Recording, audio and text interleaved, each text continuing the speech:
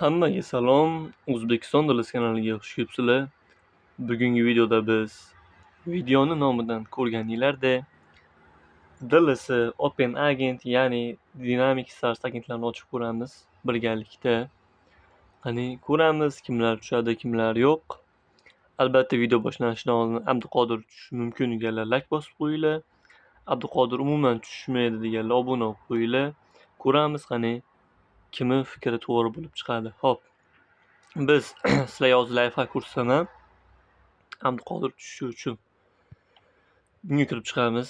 Scoutga agent kirib chiqamiz va Dynamic Stars kiramiz va bosamiz.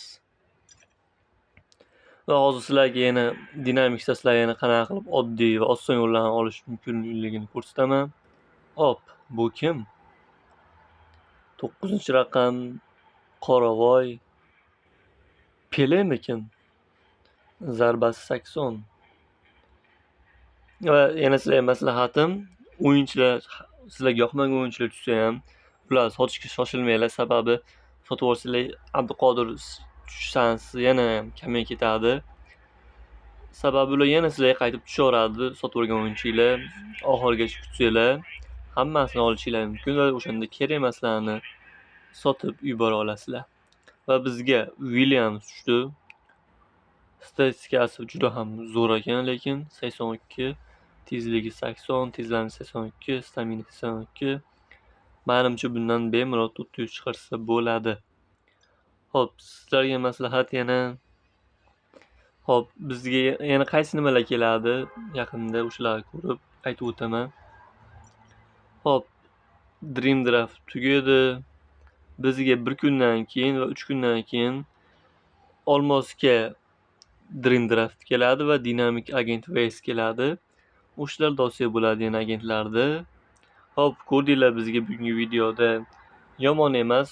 Hop, tayinga kirib hozir ko'ramiz zarbalarini. Williamsda. Qani qanchalik yaxshi. Aka-ukalar qo'shilgani bu ajoyib. Williams asnoviga qo'ymabmiz. Ming bor uzr. Williams asnoviga ham qo'ymabmiz. Hop, ko'ramiz endi. Zarbalari qanaqa? Yaxshi yoki yomon birgalikda bilib olamiz. 3 ta zarba beraman. Agar hammasi yaxshi tepsa, demak, kuchaytiramiz bu o'yinchini. Birinchi zarba yaxshi tepdi, ayb o'zim dedi. Hop. Ikkinchi zarba ham yaxshi. Darvozabon ham yaxshi to'sdi. Bu o'yinchida bemalol ko'tarib 400 qilib o'ynasak bo'ladi. Shu bilan bugungi videomiz o'z nihoyasiga yetdi. Hammaga rahmat.